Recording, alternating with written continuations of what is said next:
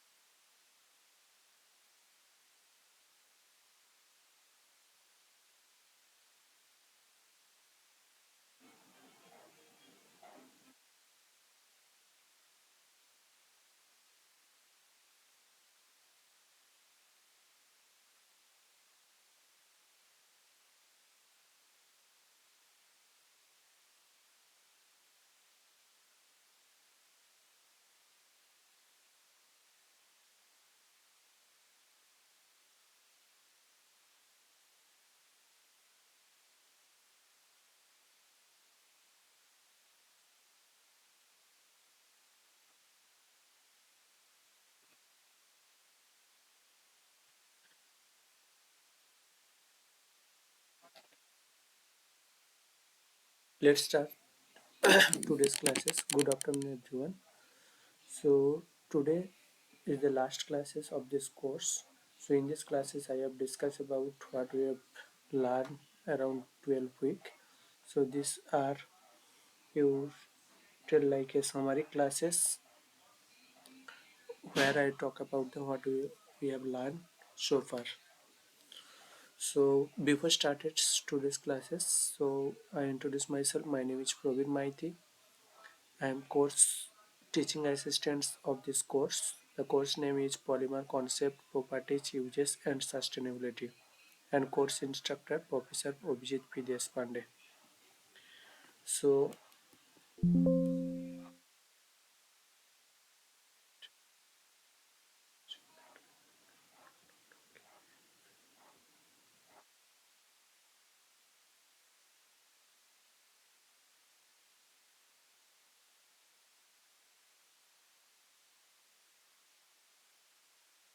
let's start today's classes. So you know what is polymer? So polymer is nothing about that where there is a single monomer chain, that is the single simple unit are connected through a covalent bond. So there may be possible the polymer. Then the question asks that how we can synthesize the polymer. So the polymer is synthesized by various methods, like one is the chain growth polymerization, that is the addition polymerization. The next will be the step growth polymerization, that is condensation polymerization. And then we can so if you show the chain growth and step growth polymerization, there will be two things you can see. For the step growth polymerization, the conversion at higher conversion, that is the around 80 to 90%, we can get higher molecular weight. And for the chain growth polymerization, at the starting of the polymer we can get the higher molecular weight. So in these two cases we cannot control the molecular weight with the conversion as we want. So there will be another technique to get the control molecular weight, that is the leaving polymerization. So what is the leaving polymerizations and what the advantage? So leaving polymerization have the advantage like that, you can initiate the polymerization as you want and you can terminate the polymerization as you want, and we can get that molecular weight all you need. So then I talk about that condensation or step growth polymerizations. So in condensation polymerization there will be involved of functional group, and for the addition polymerization there will be free radical polymerization. So involvement of any initiated radical which can initiate the polymerization, and polymerization is going on. So there will be various functional group. Sometimes question asks that what are the functional groups are for that which polymer. Like for the condensation polymer of the polyamide, which have the functional group like CONH bond, that is the amide bond. So if the amide is like that polymer, there will be two functional group involved. One is the amine and next one is the acid. Then polyester. So polyester ester is making up by the two functional group. By one is the alcohol and one is carboxylic acid. When you talk about the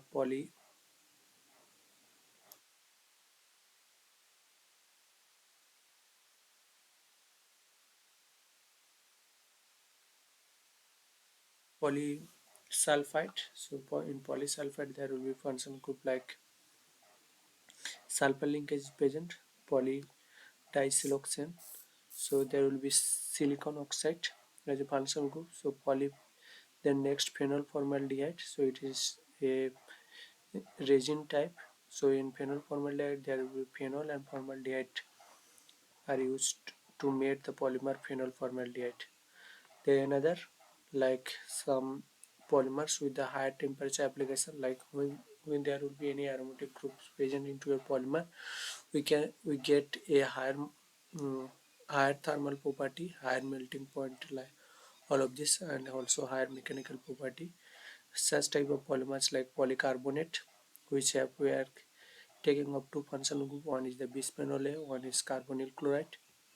Then polyether sulfone, we can take like the sulfone linkage in the polymer chain, polyether ketone. There will be ketone linkages in between the polymer, polyphenyl sulfide. So these are a example of a conjugated polymer also. So conjugated polymer is nothing but like those polymer which can act as a conducting polymer, that is that they can also act as a metal like application. Then polyhydroxybutyrate, the functional group will be like this. Then so we can synthesize the polymer. So after that polymer synthesis, so we have to know for the condensation polymerization, so how we can get the desired dp or molecular weight. So there will be a Carothers equation. So Carothers first time proposed the equation between the degree of polymerization. So if you know the degree of polymerization or extent of reaction, that is the we can get the molecular weight. Meaning if you know the extent of reaction, then we can calculate the molecular weight of the polymer. Like the for condensation polymerization there will be two functional group involved like this AA or BB.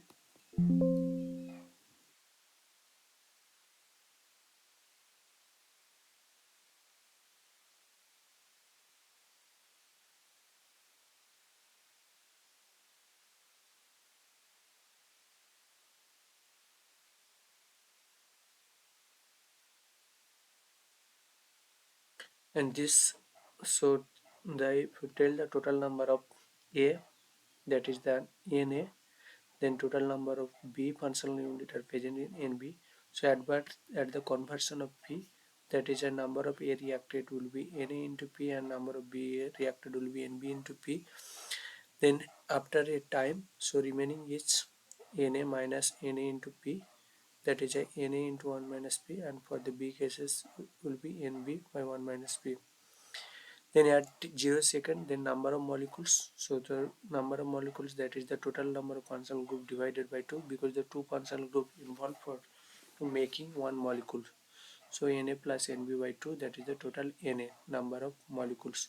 Then total number of molecules left, that is that number of reactant will be Nap minus Na minus 1 by P. So that is that. So this also we have to divide it by 2, that is the Na by 2 into 1 minus P, Nb by 2 into 1 minus P. Then you total number of molecules left is Na into 1 minus P.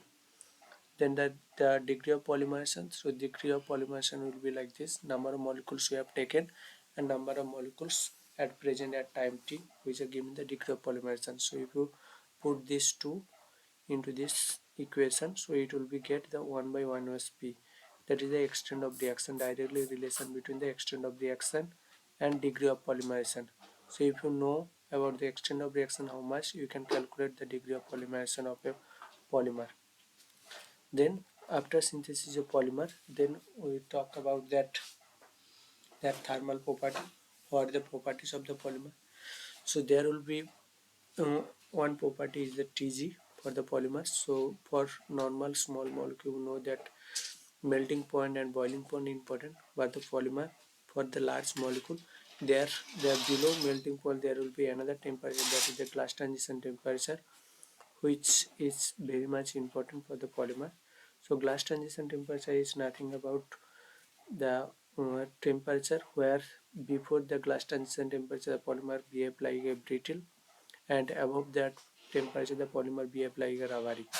So depending on the structure of the polymer molecules, the glass transition temperature also depends. Like molecular weight, there will be several factors where the Tg will be dependent. One is the molecular weight. So molecular weight, with increasing the molecular weight, that is the increasing the size of the polymer. So if you are increasing the size of the polymer, so increasing molecular weight or Tg of the polymer will be increases. Then the chemical structure, like in a polymer structure there will be some aliphatic group present, but in one polymer structure there will be aromatic group present. You know the aromatic group have that higher temperature thermal resistance. So so the chemical structure have that probability to changes the Tg. Then additionally we can add the plasticizer. So plasticizer is nothing about which are increasing the free volume of the polymer, that is that it reduces the Tg of the polymer. Crystallinity, like when you talk about the isotactic polypropylene or syntactic polypropylene and atactic polypropylene. So depending on the crystallinity, the isotactic polypropylene have the higher crystallinity as compared to atactic polypropylene one, or that HDP, high density polyethylene, have that higher crystallinity as compared to the LDP. So when you have the higher crystallinity, that is the packing is more favorable way, so there will be increase in the Tg of the polymer. Also the polar group, if there will be polar group are present into that, so the polar interaction, that is the dipole interaction present into the polymer, so you needs more energy to break, to to start the segmental motion, so the Tg will be increases. Then chemical cross linking, so if there will be chemical cross link, that is the you bound your polymer chain to one another by a cross linker, then there will be increase in the polymer glass transition temperature. There will be various examples like the polystyrene, which are the aromatic group are present. The Tg will be around 100 degrees centigrade, but when you talk about polyethylene, which have there will be only ethylene groups are present, the Tg will be very low, minus 70 or minus 125. Polypropylene is Tg around minus 10 or minus 20 degrees centigrade. Polyvinyl chloride Tg 85 degrees centigrade. The higher application like polycarbonate, which have the higher Tg, because in polycarbonate there will be bisphenol A and carbonyl chloride are present to the structure. Then after that, that property, then we talk about that how can we can modify your polymer, that is the how can we get a polymers with a different application. Like a polymers we have the lower Tg value or lower mechanical strength, so I can how we can improve that property. So there will be another technique like copolymerization technique. So in copolymerization we have choose the different monomer which have the different properties, and they can add and they can increase your property of the overall polymer system. So depending on the polymerization system, how your polymers are present into that, how your monomer are arranged into the polymer chain, depending on that your polymers have that different type of copolymer. Like alternating copolymers, when their monomers are alternatingly placed to each other. Block copolymers, when one block and after another block is present, that is a block copolymer. Gradient copolymer, like a gradient type, like that A is simultaneously increase, that in that A block polymer, that BB is simultaneously increase. Then the random copolymer or statistical copolymers, where there will be uh, no arrangement of that monomers into the polymer chain. So so so how we can control that random copolymer or block or alternative copolymer? So that we can control by the reactivity ratio, that is the reactivity ratio or Ra and Rb.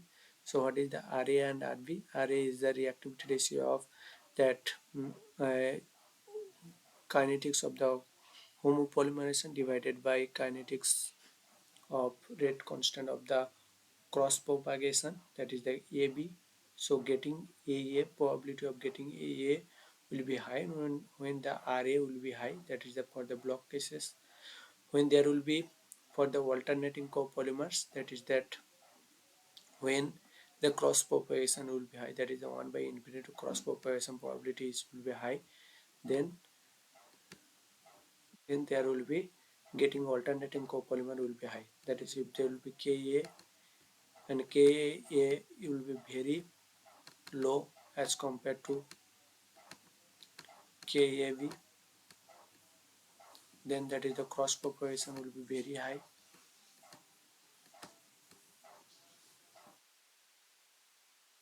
That is called alternating. We are getting alternating copolymer, and for gradient copolymers, so it will be between that is not much high as compared to the block one. Then the Flori-Fox equation for that copolymer. So it is the relationship between used in the polymers, and describe the relationship between the average molecular weight in the polymers and the glass transition temperature. So Flori-Fox equation will be applicable. The polymers we have that.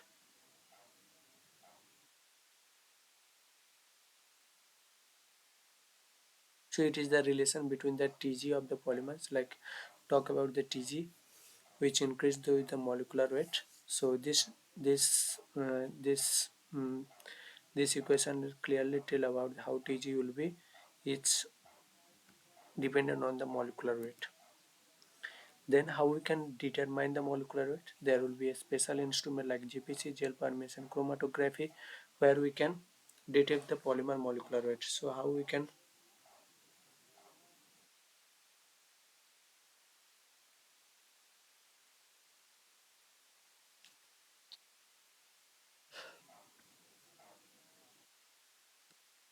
get that polymer molecular weight? So in GPC, that is the gel permeation chromatography, there will be one column present into that. Like this is your column, and you pass the polymer solution into it. So depending on the column, So in the column there will be some various pores into that column, and into the pore when the larger molecules are going, so larger molecules are not goes into the pore, the small molecule goes into the pore, and due to this the larger molecule come first as compared to the small molecules, and from there you can get a plot by that is the Ri, refracting index, with the time, and in time there will be higher molecular weight will be coming first than the lower molecular weight. So from there we can calculate the polymer molecular weight by this instrument. Then thermal analysis. So if we want to do the thermal analysis of the polymers, there will be a technique to know that Tg and Tf of the polymer, that is the differential scaling calorimetry.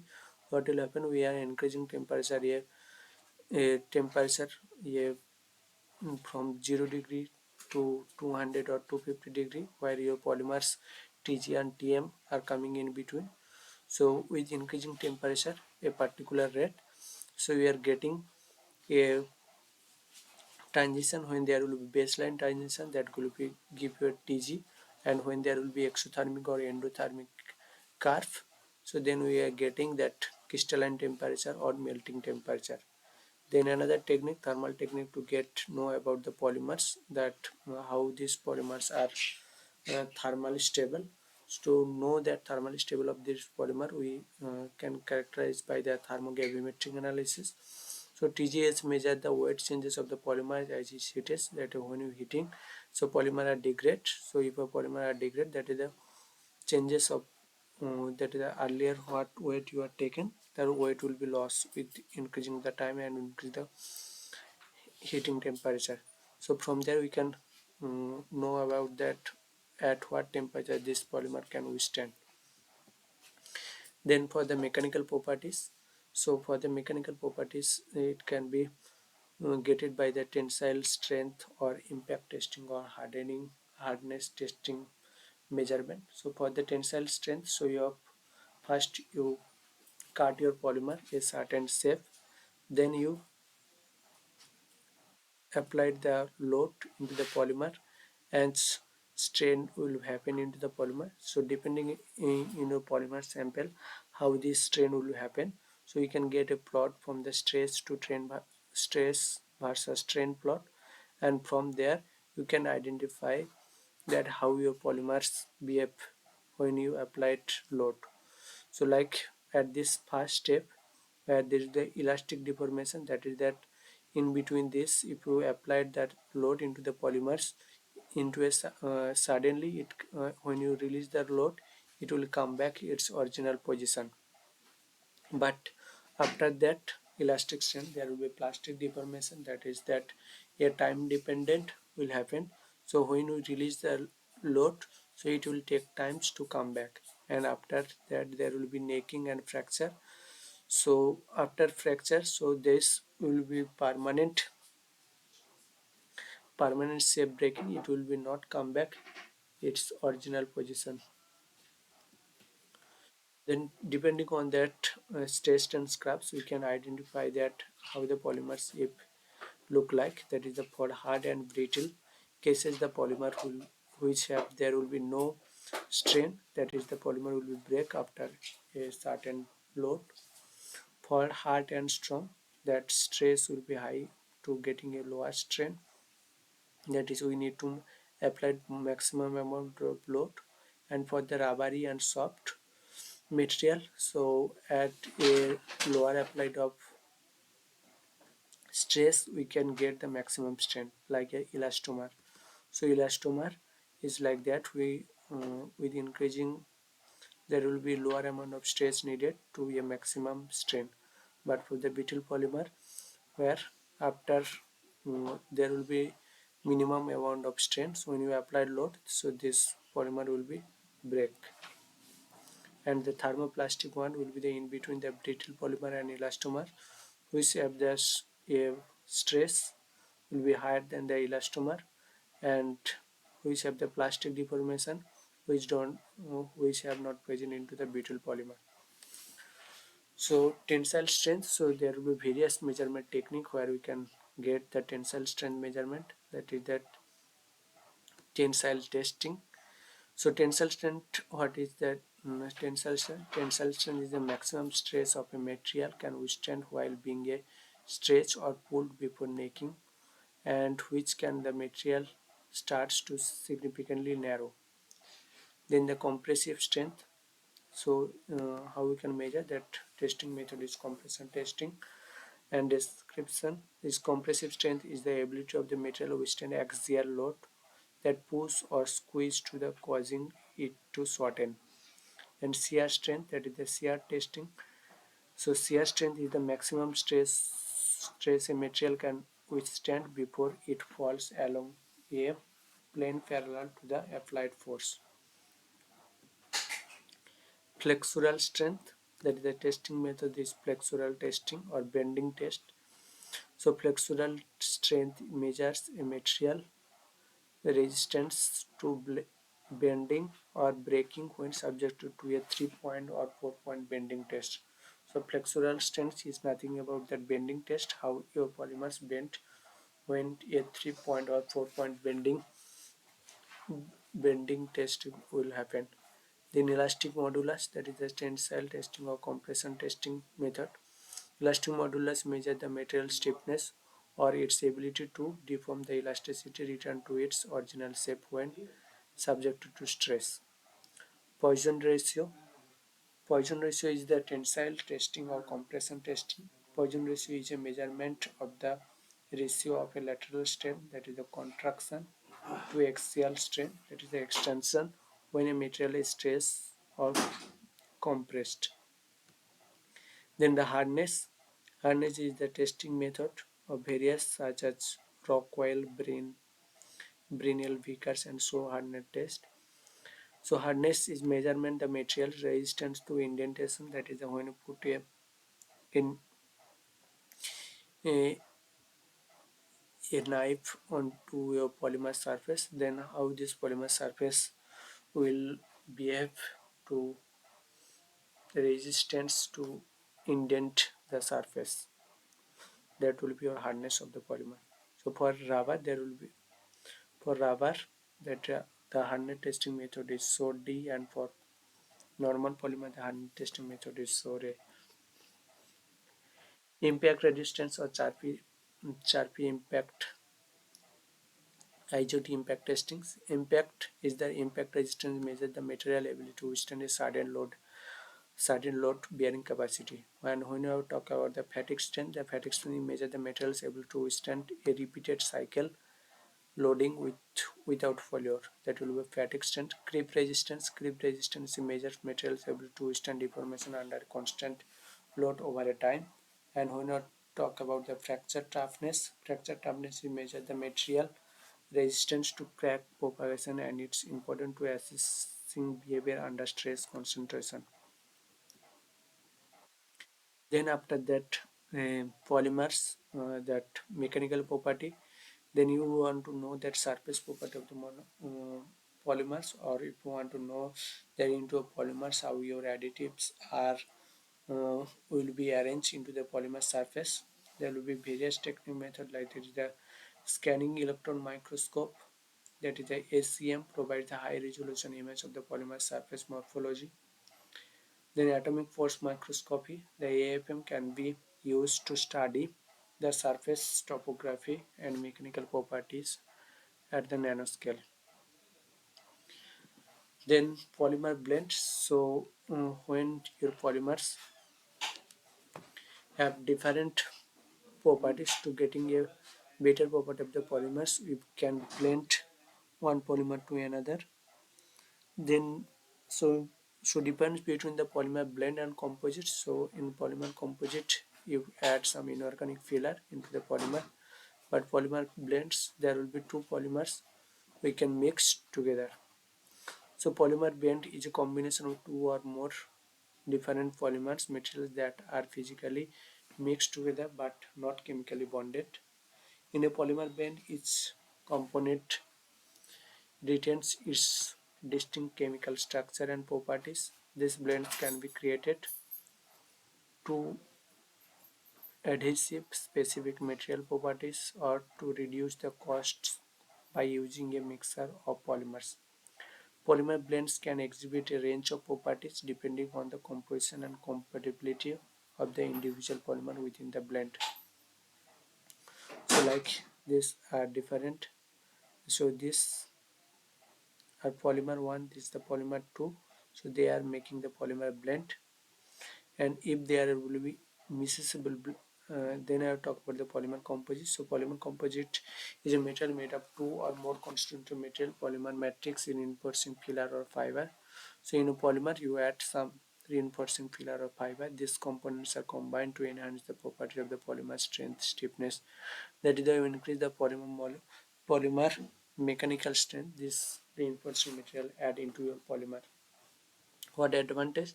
The polymer composites offer advantages like high strength to weight ratio, corrosion resistant design flexibility, and reduce the maintenance cost. They are often used as alternative to metals and other traditional material. Like a metal, they can withstand that amount of load, but the polymer composite have that lower weight, so you need the minimum amount of fuel to transport it.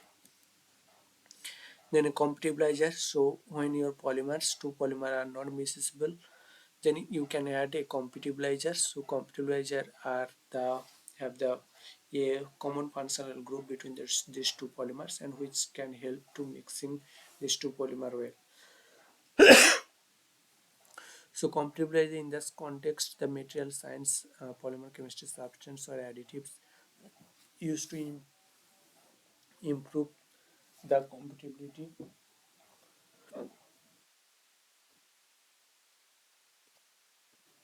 between two or more materials that would otherwise not mix well. So mixing between the two polymers, we add the compatibilizer.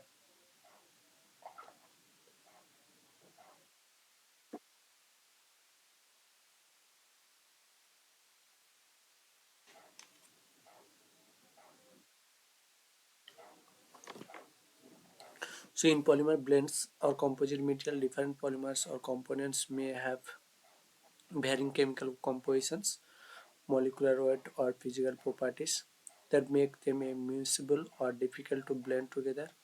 The addition of a completely helps in achieving a more homogeneous mixture, improving the overall performance and properties of the material. Compatibilizer work by bridging the gap between the incompatible materials, obtained by having a chemical groups that can interact with both components. This interaction can enhance the adhesion between the materials and promote better mixing, resulting in more stable and functional blend. The use of compatibilizer is common in industries like plastic, where the different polymers need to be combined to achieve specific properties, or to recycle mixed plastic waste.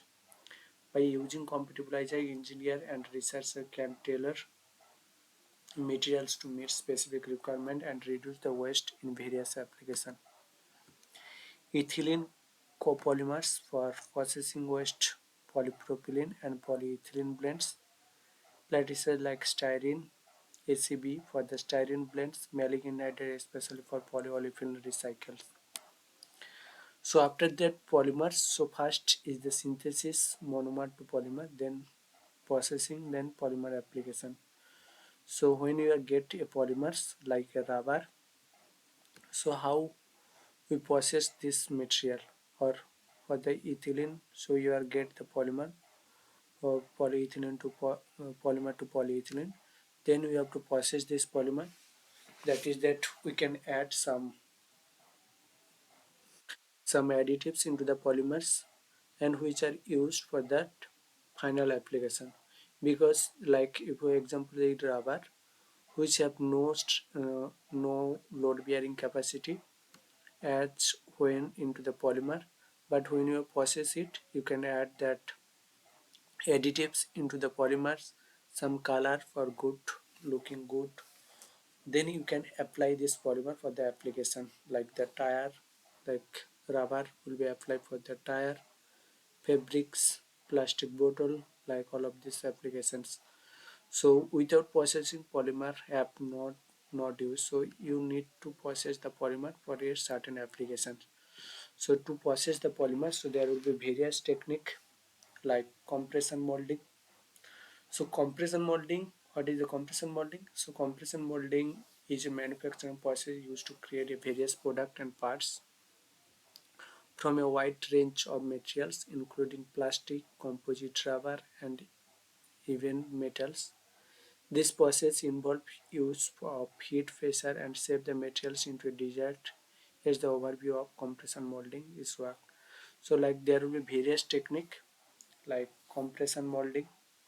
So in compression molding, what we have taken, you take the polymer sample, you add some additives, or you can add some color, what you need. Then and there will be two mold like this, the above part and the lower part. The generally the lower part is fixed and above part is movable. So your polymer sample into here and all the additives into the here as per your requirement. Then you pressed by pressing the upper pad will become here and you pressed it. Then up to a desired shape what you given earlier. So your material will be shaped like this and you applied that pressure and at higher temperature a polymer will be shaped and this can be used as the final application. So what are the advantage of this compression molding technique? So this technique are very easy but you cannot get a maximum amount of product from this because this will take time. So only one products you get after a certain time like your tire can be synthesized by this technique. Then the next one is the thermoforming. To getting for the plastic manufacturing process used to create a wide variety of products and parts heating thermoplastic sheets until become a pliable, then shaping it over a mold. So for that compression molding, first you place your all the materials, then you shape it, then there will be you get the product. But for that thermoforming, so first you have to heat it or melt it. So in compression molding, the melting of the polymers will be happen into same where there your will be uh, mold is already there. But for thermoforming, that in a pre-shaped mold you add your melted polymer. Then after that you finish or trimming that getting the shape. You cool it, then trimming and fishing. There will be excess like flash. You can cut it, then you will get product. And also these flash are important for any type of compression molding or thermoforming because this flash will confirm that it will be the shape of the pre-designed shape of the cavity will be fulfilled by the polymer, filled by the polymer. So these are the thermoforming product. Then the most of the technique like the blow molding. So to get a product like a bottle, like thumbs up bottle, all of this water bottle. So blow molding technique is useful to get this type of material and that productivity of this technique for the extrusion blow molding or injection blow molding is very high as compared to that compression molding. You can get a higher amount of product with a certain time. So how this blow molding manufacturing process is works? So blow molding is manufacturing process used to produce a hollow plastic or glass containers and products. For the extrusion blow molding, the process begins with the plastic resin. Typically for that small pellets or granules, the resin heated until it become molten and from the tube or ferrigen. Then ferrigen formation through a die, continuous tube hollow in the center. Then mold clapping, a two-part mold is used to around the ferrigen sealing end and leaving an opening air to enter. Then mold's cavity like desired hollow part. Then you have to cool it. Then you take out your materials. For injection molding, there will be preform injection in this process. The perform which is small, thick wall plastic shape test tube is created by injection molding.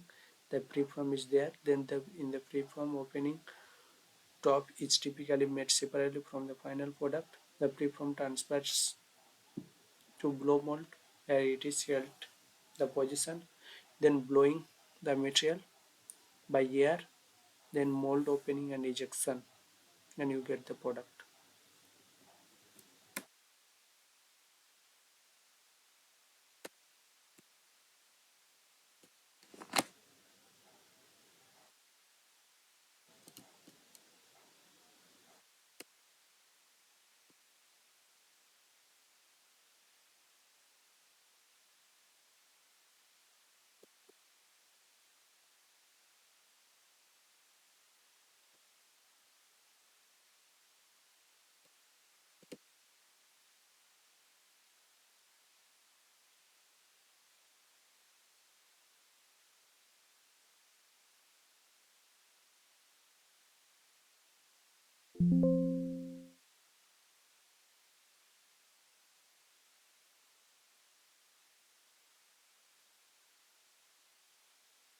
So from the extrusion blow only we getting the product a various range like polymers. We have the bottle, all of this. Then after the synthesis of all the polymers, you apply the polymer into a certain application. Then the next problem is come for that aging of the polymers. Like for that plastic waste what we are talking about. The plastic waste is nothing about that a single used plastic which have that higher degradation probability for this material are not easily degrade into the polymer, easily, easily not degrade into the nature. So but there will be a certain lifetime of the polymers, that is the age of the polymers. After that maybe that polymers are not that much effective for that application, like not effective that much of load bearing capacity, not looking good, that is that color of the materials will be fade like that. So there will be various factor to aging the polymers, like environmental factor, like that is the UV oxidations, thermal aging, moisture or humidity, sometimes some chemical exposure or sometimes the microbial attack can reduce the polymer age. So how this aging will happen? Like when you UV radiation, so from UV radiation there will be creating, when there will be oxygen, so they are creating the radical. So after that radical happen into the polymers, that is the polymer break. So then they take a oxygen from the environment and they from the superoxide or peroxide, then this peroxo polymers can degrade and they can form that alcohol and rubber hydrocarbon. So by this technique a polymer is chopped out and this will be getting the polymer molecular would be lower and the properties of the polymers are different. So how we can prevent this aging of the polymers? So additives, incorporating additives like antioxidant, UV stabilizer, anti-aging agent into the polymer formulation can enhance its resistance to the environmental factor. Barrier film and coating, so you can apply some coating material above the polymers to protect from the UV radiation, moisture and chemical exposure. Or you can store the polymer sample which are not outdoor application. You can store this polymer sample into a certain store, certain positions where there will be no chance of the UV radiations or uh, sunlight are coming. So this can improve the lifespan of the polymer. Then metal section, you can choose a particular polymer for a particular application, sometimes for some chemical resistance, some special rubber is used, sometimes for UV radiation like EPDM rubber is used. regular inspection and maintenance. Then you can regularly inspect this the surface of the polymers, and you can understand this. You can apply the coating again to prevent the aging of the polymers. Then we talk about the polymer viscosity. So when you process the polymer, so polymer viscosity is an important factor for the possibility of the polymers. So polymer viscosity increases with increasing the molecular weight, but polymer viscosity is decreases with increasing temperature. Also in concentration, it depends on the viscosity. When the higher polymers sample is present into a lower amount of solvent, there is a higher concentration, the polymer viscosity is increases. Depending on the shear rate, the viscosity may vary within the shear rate may vary with the rate of which shear forces is applied. Many polymers exhibit a non-Newtonian type of behavior, meaning their viscosity changes with shear rate. Units of viscosity is that Pascal into second is commonly used. So there will be various type of polymers and which behave differently. For the Newtonian type of behavior, while the if you show the stress strain graph, shear stress versus shear rate, so increasing shear stress, the shear rate will be increases for the Newtonian type of behavior. But there will be some other polymer like Bingham plastics, which after a certain load, that is after certain load, the polymers become like a Newtonian type, that is called a Bingham plastic, or Herschel blue clay type of materials where the after a certain load the metals become a shear thinning polymer. For the shear thinning polymers, with increasing the shear stress, the shear rate is decreases. But for the shear thickening polymers, with increasing the shear stress, the shear rate will be increases. But there will be some type of polymers which are Newtonian and non-Newtonian. Example like that, Newtonian fluid is alcohol, motor oil, water, gasoline. But non-Newtonian type of fluids is soap solution, toothpaste, cosmic, butter, etc. So today's classes up to this part. So if you have any type of question during your assignment, you can send us mail, or any doubt is always ready to solve your problem. So best of luck your exam. Thanks.